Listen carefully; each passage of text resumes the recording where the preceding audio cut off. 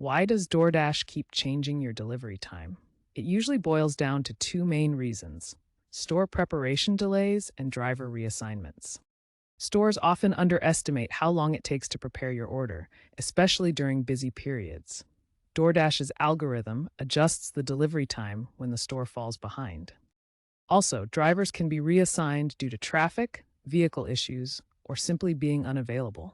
This reassignment means a new driver with a different ETA, hence the time change. DoorDash uses real-time data to optimize delivery, but these adjustments can be frustrating. To minimize delivery time changes, order from restaurants you know have fast preparation times and avoid peak hours if possible. Enable location sharing in the DoorDash app for real-time tracking of your driver. Consider using DoorDash's Priority Dash for a dedicated driver, which reduces reassignment risks. Keep your app updated as newer versions contain bug fixes and algorithm improvements. If the time changes excessively, contact DoorDash support to report a system glitch. You can also cancel within the first 2 minutes after the change without a fee. Be sure to check the order tracker for live updates.